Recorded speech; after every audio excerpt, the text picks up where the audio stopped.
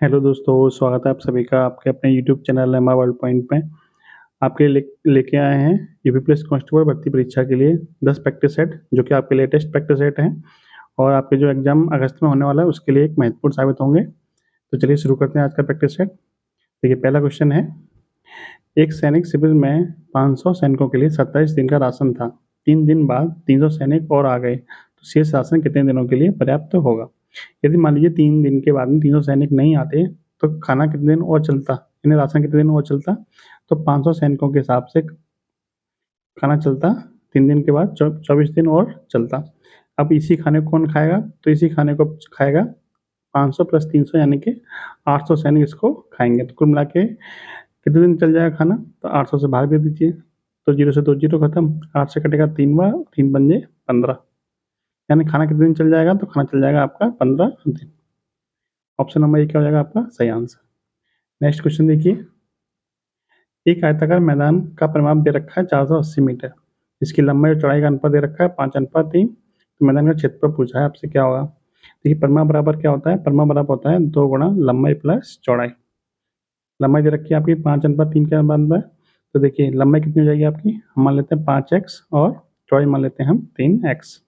ठीक है, तो कुल मिला के परिमाप कितनी हो जाएगी? परिमाप हो जाएगी आपकी 5 और 3 8, 8 दूनी 16x, जो दे रखी है आपकी 480। तो यहाँ से x बराबर कितना मिल जाएगा? 480 बट्टे में 16 यानी कि 30। तो जब x की वैल्यू कितनी आ गई 30, तो हमारी लंबाई कितनी हो जाएगी? लंबाई हो जाएगी हमारी 5 या 15, यानी कि 150 तो हमारी लंबाई हो जाएगी और 30 या 90, चौड़ाई कितनी हो जाएगी हमारी 90।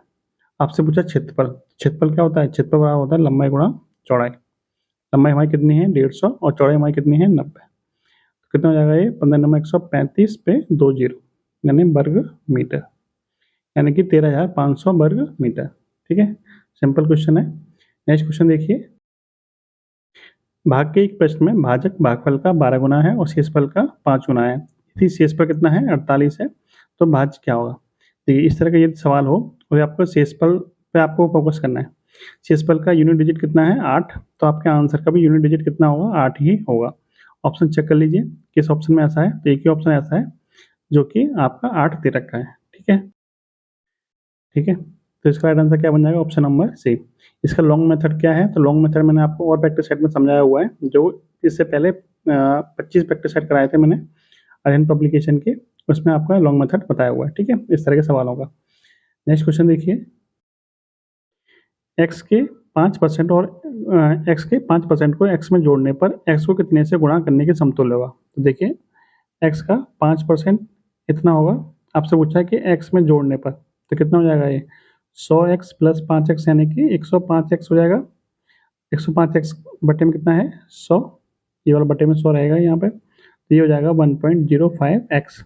आपसे पूछा है कि x में किसके गुणा करने के समतुल्य है? तो 1.05 के गुणा करने के समतुल्य हो जाएगा, यानी कि 1.05 के गुणा करने के समतुल्य हो जाएगा। ठीक है, नेक्स्ट है, देखिए ये आपका सवाल दे रखा है। देखिए इस तरह के सवालों में क्या होता है, फिक्स पैटर्न होता है। ठीक है, A Q minus B Q और नीचे जो संख्या लिखी होती है वो A square plus A B plus के बी स्क्वायर। ठीक है, तो इस तरह के सवालों को कैसे करते हैं?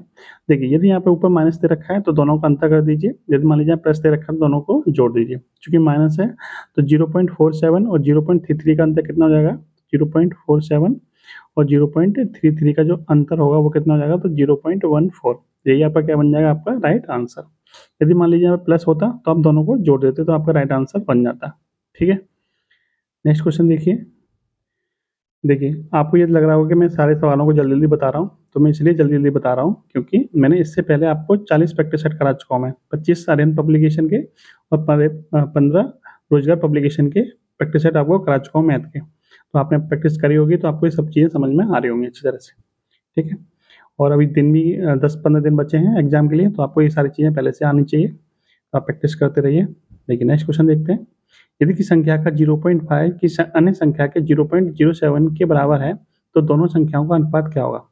देखिए, मान लेते हैं एक संख्या हमारी x है, उसका 0.5 बराबर है y के 0.07 के। ठीक है, इन दोनों का अनुपात पूछा है x और y का। तो देखिए यहाँ से पॉइंट हटाएंगे, यहाँ कितना जाएगा 100 आ जाएगा, और यहाँ से पॉइंट हटेगा तो यहाँ 10 आ जाएगा। ठीक है, एक जीरो से एक जीरो खत्म। तो बाई को हम क्या करेंगे, एक्स के नीचे लाएंगे तो एक्स अपॉन में बाई, इधर कितना बचा था, ऊपर 7 बचा था और नीचे कितना बचा, यहाँ 10 बचा और यहाँ पे 5, 5 नहीं 50। तो दोनों का अनुपात कितना आ गया, दोनों का अनुपात है 7:50। Option number C. नेक्स्ट देखिए, यदि दो संख्याओं का योग कितना है, 3 है और उनके वर्गों का योग कितना है, 12 है, तो उनका गुणनफल कितना होगा। देखिए मान लेते दो संख्या हमारी ए और बी है, दोनों का योग दे रखा है आपका 3 और उनके वर्गों का योग यानी कि ए स्क्वायर प्लस बी स्क्वायर दे रखा है आपको 12। तो आपने फॉर्मूला पढ़ा हुआ है ए प्लस बी का होल स्क्वायर बराबर होता है A square plus B square plus के 2ab। तो उसी फॉर्मूले को लगाते हैं। तो देखिए ए प्लस बी का होल स्क्वायर बराबर A square plus B square plus के 2ab। ठीक है, देखिए ए प्लस बी की वैल्यू दे रखी है 3, 3 का वर्ग करने कितना जाएगा 9, A square plus B square value दे रखी है 12 प्लस 2ab। ठीक है, हमें दोनों संख्या का गुणनफल पूछा है, तो दोनों संख्या का गुणनफल क्या हो जाएगा ए बी की वैल्यू चाहिए। तो देखिए 9 में से इधर 12 को इधर लाएंगे तो माइनस के 12 हो जाएगा, तो 9 में से माइनस के 12 घटाएंगे। देखिए इसको समझिए और अच्छी तरीके से, देखिए 9 माइनस के 12 यानी कितना हो जाएगा आपका, ये माइनस के 3 बराबर 2ab। तो यहाँ से ए बी बराबर में कितना मिल जाएगा, माइनस के 3/2। ठीक है, तो ए बी की वैल्यू कितनी आएगी 3/2, यानी दोनों संख्याओं का जो गुणनफल होगा वो कितना हो जाएगा, माइनस के 3/2। Option number C. Next question देखिए, क्वेश्चन दिया है यदि ए की आय बी की आय से 40% कम हो तो बी की आय ए की आय से कितने प्रतिशत अधिक है। देखिए दो व्यक्ति हैं ए और बी, ए की जो आय है बी की आय से 40% कम है, तो बी की आय हमने कितनी मान ली 100, ए की कितनी हो जाएगी 40% कम यानी कि 60 हो जाएगी। आपसे पूछा है कि जो बी की आय है वो ए से कितनी अधिक है, तो ए से कितनी अधिक है, ये 40 अधिक है, किससे, ए से। ए का वैल्यू बटे में आ जाएगी और गुणा कर देंगे 100 का, परसेंटेज में पूछा है तो। ठीक है, इसको सॉल्व करिए। देखिए 0 से 20 से कटेगा 2 बार, 20 से कटेगा 3 बार, 2/3 का परसेंटेज में फ्रैक्शन क्या होता है, तो 66.66% क्या होता है, 2/3 का फ्रैक्शन होता है, यानी कि ऑप्शन नंबर सी क्या हो जाएगा आपका सही आंसर। ठीक है, नेक्स्ट है, सेबों के मूल्य में 20% की कमी होने पर एक आदमी 4,000 रुपये में 16 किलोग्राम अधिक सेब खरीद सकता है, सेबों का कम हुआ मूल्य कितना है। देखिए ये 16 किलोग्राम जो सेब अधिक खरीदा, क्यों खरीद पा रहा है, क्योंकि मूल्य में कितनी हुई है, 20% की कमी हुई है। तो 16 किलोग्राम जो सेब हमें अधिक मिल रहे हैं वो क्यों अधिक मिल रहे हैं, क्योंकि हमें 20% क्या हुई है, कमी हुई है। ठीक है, कितने पे, तो 4,000 पे। इसको देखिए, तो 16 किलोग्राम की जो वैल्यू है वो किसके बराबर हो जाएगी, 4,000 का 20%, 4,000 का 20% कितना हो जाएगा, तो ये हो जाएगा आपका 800। ठीक है, यानी कि 16 किलोग्राम की का मूल्य कितना है 800, तो 1 किलोग्राम का मूल्य कितना हो जाएगा, 1 किलोग्राम का मूल्य हो जाएगा 800 बट्टे में 16 यानी कि 50। ठीक है, तो इसका मतलब जो घटा हुआ मूल्य है वो कितना हो गया, तो 50 रुपये प्रति किलोग्राम। Option number C. Next question देखिए, क्वेश्चन दिया है किसी विद्यालय में लड़कों तथा लड़कियों की संख्याओं में 5:3 का अनुपात था, 5:7 के अनुपात में कुछ नए लड़के तथा लड़कियां विद्यालय में भर्ती किए गए, इससे विद्यालय में विद्यार्थियों की कुल संख्या कितनी हो गई, 1200 हो गई, तथा लड़कों एवं लड़कियों की संख्याओं का अनुपात कितना हो गया, 7:5 में परिवर्तित हो गया। तो नई भर्ती से पहले विद्यालय में विद्यार्थियों की संख्या कितनी थी, ये आपको बताना है। देखिए पहले लड़के कितने थे, तो लड़कों की संख्या थी 5:3 में, यानी कि 5 संख्या थी कितने में, 8 में। ठीक है, यानी टोटल वैल्यू नीचे लिखिए और उसमें लड़के कितने हैं, तो 5 है। ठीक है, बाद में संख्या कितनी हो गई है, तो सॉरी फिर उसके बाद कितने किस अनुपात में मिलाए गए हैं, तो 5:7 के अनुपात में मिलाए गए, यानी कि 5/12 लड़के हैं इसमें, और टोटल जो बाद में वैल्यू हो गई है वो कितनी हो गई है, तो उसमें हो गई है 7/12। ठीक है, इसमें लगाएंगे हम alligation method. Clear, alligation method क्या कहता है कि इन दोनों का डिफरेंस यहाँ आएगा, इन दोनों का डिफरेंस आपका यहाँ पे आएगा। ठीक है, तो देखिए 5/8 और 7/12, तो ये क्या है 5/12, तो 7/12 और 5/12 का डिफरेंस कितना हो जाएगा, तो 2/12 हो जाएगा, और ऐसे ही 7/12 और 5/8 का डिफरेंस कितना हो जाएगा, 1/24। ठीक है, कैसे आया, तो हम आराम से करके देख लीजिए, क्योंकि 7/12 माइनस के 5/8 करोगे तो 1/24 आएगा, और 7/12 माइनस के 5/12 करोगे तो 2/12 आएगा। ठीक है, अब 12 से कटेगा आपका ये 2 बार, 2 दूनी 4, 4:1, यानी कि जो नया अनुपात निकल के आया वो क्या निकल के आया, 4:1। 4:1 का मतलब है कि जो पहले जो संख्या थी वो 4 थी, अब जो संख्या है वो 1 है। कुल मिला के अब संख्या कितनी होगी, अब कुल मिला के संख्या कितनी होगी, 4 और 1 5, कितनी हो गई 5। इस 5 की वैल्यू कितनी दे रखी है, तो इस 5 की वैल्यू दे रखी है आपको 1200। ठीक है, इस 4:5 का मतलब समझ लीजिए, पहले जो संख्या थी और अभी जो नई संख्या है वो। ठीक है, कुल मिला के दोनों का योग कितना हो गया 5। तो 5 की वैल्यू कितनी है 1200, तो यहाँ से 1 यूनिट की वैल्यू मिल जाएगी आपको 1200 बटे में 5, कितना हो जाएगा ये 240। आपसे पूछा क्या पहले संख्या कितनी थी, तो पहले संख्या कितनी थी 4 यूनिट, तो यहाँ से 4 यूनिट की वैल्यू कितनी मिल जाएगी 24। तो 240 गुणा 4 यानी कि 2400 का 96। ठीक है, 960। यानी पहले जो विद्यार्थी थे वो कितने थे, तो वो थे आपके 960। Option number C. Next question देखिए।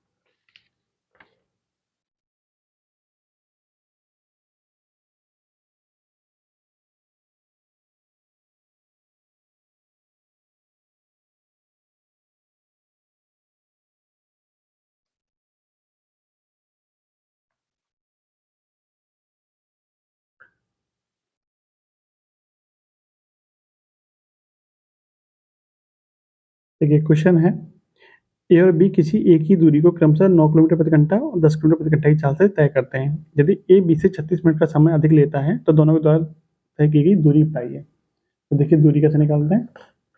देखिए आपको एक चीज यहाँ पर ध्यान रखनी है कि देखिए आपको एक चीज यहाँ पे ध्यान रखनी है कि जो चालों का अनुपात होता है, जैसे ए और बी की चालों का अनुपात कितना है 9:10, 9:10 है। एक है स्पीड का रेशियो। ठीक है, तो इनके द्वारा लिए गए टाइम का जो रेशियो होगा वो इनका विपरीत होगा, यानी कि 10:9। ठीक है, यानी कि यदि ए के द्वारा 10 यूनिट समय लिया जा रहा है तो बी के द्वारा 9 यूनिट समय लिया जाएगा। ठीक है, इसका मतलब ए के द्वारा समय क्या है ज़्यादा लिया जा रहा है, तो कितना ज़्यादा लिया जा रहा है, तो 1 यूनिट ज़्यादा समय लिया जा रहा है जो एक्चुअल में कितने मिनट के बराबर है, तो 36 मिनट के बराबर है। कुल मिला के ए के द्वारा कितना समय लिया गया, 1 यूनिट की वैल्यू कितनी है 36, तो 10 यूनिट की वैल्यू कितनी हो जाएगी, 10 की वैल्यू हो जाएगी 360।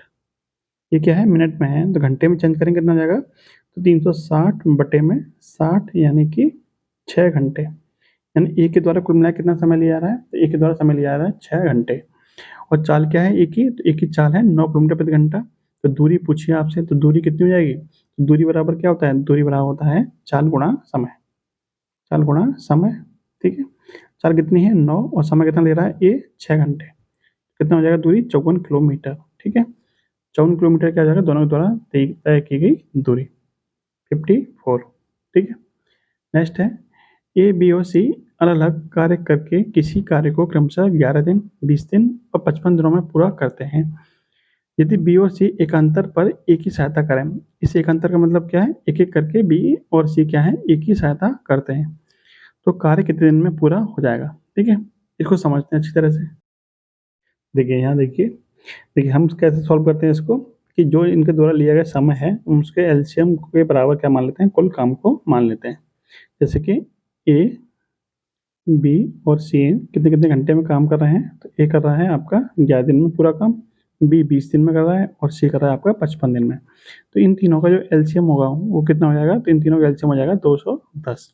ठीक है, टोटल जो काम मान लिया हमने, कितना मान लिया 210 काम मान लिया। चूंकि 11 दिन में करा तो एक दिन में कितना काम, सॉरी इन तीनों का एलसीएम कितना हो जाएगा 220 होगा। ठीक है, 210 नहीं होगा 220। चूंकि एक 11 दिन में पूरा काम कर देता है तो एक दिन में कितना काम करेगा, तो 220 बट्टे में 11 करेंगे तो 20 यूनिट काम कर देगा। ऐसे बी कितना काम करेगा एक दिन में, तो ये करेगा 11 काम। ऐसे सी कितना काम करेगा, तो एक दिन में करेगा 4 काम। ठीक है, अब आपसे बोला है कि जो ए है उसकी सहायता पहले बी करेगा, फिर अगले दिन ए की सहायता कौन करेगा, सी करेगा। ऐसे ही क्रम क्या हो चलता रहेगा।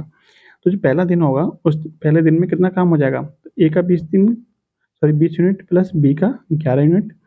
फिर दूसरे दिन क्या होगा, ए का 20 यूनिट प्लस सी का 4 यूनिट काम हो जाएगा। तो कुल मिला के 2 दिन में, यानी ये पहला दिन हो गया और ये दूसरा दिन, कुल मिला के 2 दिन में कितना काम हो गया, तो 20 और 11 31, 31 और 24 यानी कि 55 काम हो गया। यानी 55 यूनिट काम हो गया कितने दिन में, तो 2 दिन में काम हो गया। और काम है कितना, तो 220 यूनिट काम है, तो कितना समय लग जाएगा, 2 दिन में 55 यूनिट, तो ऐसे कितने जोड़े बन जाएंगे, तो 220 बटे में 55 यानी कि 4। तो ऐसे 2-2 दिन के कितने जोड़े बन जाएंगे, 4 जोड़े बन जाएंगे। तो कुल मिलाकर समय कितना लग जाएगा, 4 गुणा 2 यानी कि 8 दिन। ठीक है, ऑप्शन नंबर बी क्या हो जाएगा आपका राइट आंसर। नेक्स्ट क्वेश्चन देखिए, क्वेश्चन दिया है ए, बी और सी क्रमशः 8400, 15,600 और 13,200 निवेश करके एक व्यापार आरंभ करते हैं। सभी ने समान समय के लिए निवेश किया। यदि वार्षिक लाभ में ए का हिस्सा कितना है, 1960 है, तो बी और सी के वार्षिक लाभों के हिस्सों में क्या अंतर होगा, अंतर पूछा है। देखिए कॉन्सेप्ट इसमें क्या काम करता है कि जिस रेशियो में इन्होंने इन्वेस्टमेंट किया है उसी रेशियो में इनका लाभ क्या होगा, बटेगा। ठीक है, उसी अनुपात में इनका लाभ बटेगा। तो देखिए ए, बी और सी ने तीनों ने किस अनुपात में इन्वेस्टमेंट किया है, निवेश किया है। इसने 84 रुपये लगाए, 8400, इसने 15,600 लगाए, इसने 13,200 लगाए। इन तीनों का अनुपात कितना हो जाएगा, इन तीनों का अनुपात देखिए, 2 जीरो से 2 जीरो खत्म, 12 सत्ते 84, 12 से कटेगा ये आपका 13 बार, 12 से कटेगा आपका ये 11 बार। ठीक है, कुल मिला के तीनों का अनुपात निकल के आ गया। आपसे कह रहा है कि जो ए का हिस्सा है वो कितना है, तो 1960 है। लेकिन एक्चुअल में यूनिट में ए का हिस्सा कितना है, तो 7 यूनिट है। तो 7 यूनिट की वैल्यू कितनी हो जाएगी, 1960। यहाँ से 1 यूनिट की वैल्यू कितनी मिल जाएगी आपको, 1960 बटे में 7। ये काटेंगे, कितने का कटेगा, 7 दूनी 14 और 7 8 56, 280। ठीक है, 280। यहाँ से 1 यूनिट की वैल्यू कितनी मिल जाएगी, 280। आपसे पूछा है कि जो बी और सी है उनके हिस्सों में जो अंतर है, अंतर बताइए। तो बी का हिस्सा 13 यूनिट है और सी का हिस्सा कितना है, 11 यूनिट। इन दोनों के बीच में कितने का अंतर है, तो 2 यूनिट का अंतर है। कितने यूनिट का अंतर है, 2 यूनिट का। 1 यूनिट की वैल्यू कितनी है, 280। तो 2 यूनिट की वैल्यू कितनी हो जाएगी, 280 गुणा 2। ठीक है, कितना हो जाएगा, 560। तो दोनों के जो हिस्से हैं उनके बीच में जो अंतर होगा वो कितना हो जाएगा, 560 रुपये। Option number A. नेक्स्ट देखिए, कितने वर्षों में 1920 रुपये की राशि पर 10% प्रति वर्ष की दर से चक्रवृद्धि ब्याज 4,032 होगा। देखिए चक्रवृद्धि ब्याज क्या होता है, पहले साल के लिए तो साधारण ब्याज और चक्रवृद्धि ब्याज दोनों सेम होते हैं। यदि हम 19,200 का 10% निकालें, 19,200 का 10% निकालें, कितना हो जाएगा ये, तो ये हो जाएगा आपका 1920 रुपये। यानी कि पहली साल जो ब्याज मिलेगा वो कितना मिलेगा, 1920 रुपये मिलेगा। दूसरे साल भी क्या होगा, दूसरे साल भी आपको 1920 रुपये तो मिलेगा ही मिलेगा, प्लस जो पहले साल आपको ब्याज मिला उसका 10% आपको और मिल जाएगा। यानी कि 1920 का 10% आपको और मिल जाएगा, यानी कि 192 रुपये आपको और मिल जाएंगे। तो कुल मिला के दोनों सालों में ब्याज कितना मिल गया, तो कुल मिला के दोनों सालों में ब्याज मिल गया आपका 4,032 रुपये। तो आपसे यही तो पूछा था कि 4,032 रुपये कितनी साल में मिल जाएगा, तो 2 साल में मिल जाएगा आपको, क्योंकि 2 साल का ही तो है। ठीक है, अगला प्रश्न देखिए, 14 छात्रों व उनकी शिक्षक यहाँ पर क्या कर लीजिए, आप शिक्षक कर लीजिए। ठीक है, 14 छात्रों व उनके शिक्षक की औसत आयु कितनी है, 15 वर्ष है। यदि शिक्षक की आयु निकाल दी जाए तो औसत आयु 1 वर्ष क्या हो जाती है, कम हो जाती है। तब शिक्षक की आयु क्या होगी, देखिए 14 छात्रों और एक शिक्षक की औसत आयु कितनी है, 15 वर्ष है। यदि हम जितना औसत है उतना ही क्या करते हैं इसमें जोड़ दें, या फिर उतना ही के बराबर हम क्या करते हैं घटा दें, तो हमारा क्या होता है, औसत पर कोई फर्क नहीं पड़ता। यदि मान लीजिए शिक्षक 15 साल का ही होता और वो चला जाता तो हमारे औसत पर कोई फर्क नहीं पड़ता। लेकिन शिक्षक के जाने की वजह से क्या औसत औसत क्या है, हमारा घट गया है। इसका मतलब जाने वाला क्या है, अपने से औसत से क्या है, ज़्यादा लेके गया है वजन। तो कितना एक्स्ट्रा लेके गया है, तो देखिए 15 तो वो लेके गया ही हो गया औसत के बराबर, प्लस कितना एक्स्ट्रा लेके गया है, तो एक एक की कमी हुई है, कितने पे कमी हुई है, 14 पे। इसका मतलब 14 और एक्स्ट्रा लेके गया है। कुल मिला कितना लेके गया, 29 लेके गया। इसका मतलब शिक्षक की जो आयु है वो कितनी है, 29 वर्ष है। ठीक है, 15 तो औसत के बराबर है ही है, और उसके जाने से कितने पे असर पड़ा, तो 14 लोगों पे असर पड़ा। कितना कितना, एक एक। इसका मतलब 14 के हिस्से से एक एक और लेके चला गया। ठीक है, इसका मतलब 15 प्लस 14 कितना हो जाएगा, 29 वर्ष। ठीक है, ऑप्शन नंबर ए। नेक्स्ट देखिए, क्वेश्चन है, किन्हीं दो संख्याओं का योग कितना है, 528 है तथा उनका महत्तम समापतक 33 है। तो ऐसे जोड़ों की संख्या कितनी होगी, देखते हैं इसको। देखिए मान लीजिए कि जो दो संख्याएं वो कौन कौन सी हैं, वो है आपकी, एक तो है 33 ए और दूसरी है 33 बी। 33 से 33 बी क्यों माना है? क्योंकि इनका जो एचसीएफ है वो कितना है? 33 है, तो 33 के मल्टीपल में ही संख्या होंगी। अब कह रहा है कि दोनों का जो जोड़ है वो कितना है? तो दोनों का जोड़ है 528। ठीक है, इसका मतलब 33 कॉमन ले लेंगे, ए प्लस बी में कितना मिल जाएगा? तो हो जाएगा 528। तो यहाँ से ए प्लस बी की वैल्यू मिल जाएगी आपको 528 बटे में 33। 33 से कटेगा आपका 33 से कम 33 और बचे 19, 33 के 198 यानी कि 16 बार।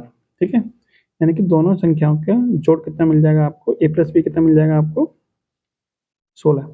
अब आपको क्या करना है? अब आपको 16 के ऐसे टुकड़े करने हैं कि जिनमें आपस में कुछ भी कॉमन ना हो। ठीक है, आपको ऐसे जोड़ों की संख्या ही बतानी है। तो देखिए, पहला जोड़ा हो जाएगा आपका 1 और 15, दूसरा हो जाएगा 3 और 16, सॉरी 3 और 13, और फिर हो जाएगा 5 और 11, फिर हो जाएगा आपका 7 और 9। यानी आप ऐसे कितने जोड़े हो जाएंगे? तो ऐसे 4 जोड़े हो जाएंगे। ठीक है, जिनमें आपस में कुछ भी कॉमन नहीं है, और सबका जोड़ कितना हो जाएगा? सबका जोड़ आपका 16 ही बैठेगा। आपसे यही पूछा था कितने जोड़े बन जाएंगे ऐसे, तो ऐसे बनेंगे आपके 4 जोड़े। एक समबाहु त्रिभुज की भुजा 6√3 सेंटीमीटर लंबी है, त्रिभुज का क्षेत्रफल ज्ञात कीजिए। देखिए, त्रिभुज का क्षेत्रफल क्या होता है? √3/4 भुजा का वर्ग। ठीक है, देखिए √3/4 भुजा कितनी है? 6√3, तो इसका वर्ग कर देंगे, कितना हो जाएगा? 6 का वर्ग 36 और √3 का वर्ग 3। ठीक है, 4 से कटेगा आपका 9 बार, 9 तिया 27, यानी 27√3। ठीक है, centimetre square. Option number B क्या हो जाएगा आपका एकदम सही आंसर। नेक्स्ट क्वेश्चन देखिए। देखिए ये क्या है? ये आपका इस प्रैक्टिस सेट का अंतिम क्वेश्चन है। क्वेश्चन दिया है, एक ट्रेन 48 किलोमीटर प्रति घंटे की गति से अपनी यात्रा 10 घंटों में पूर्ण कर सकती है। यदि इतनी ही दूरी 8 घंटों में तय करनी हो तो ट्रेन की गति क्या होगी? देखिए, 48 की स्पीड से कितना घंटा समय लेती है? तो 10 घंटे। तो दूरी कितनी हो जाएगी? तो दूरी हो जाएगी आपकी 48 गुणा 10, क्योंकि दूरी बराबर क्या होता है? दूरी यानी डिस्टेंस बराबर होता है 4 गुणा समय, यानी कि 480 किलोमीटर। ठीक है, अब आपसे पूछा है कि यही दूरी को वो 8 घंटों में तय करना हो तो गति क्या होगी? देखिए, 4 बराबर क्या होता है? दूरी बटे समय। दूरी बटे समय, दूरी कितनी है? 480, और समय कितना लगा रहा है वो? 8 घंटे। तो 4 कितनी हो जाएगी?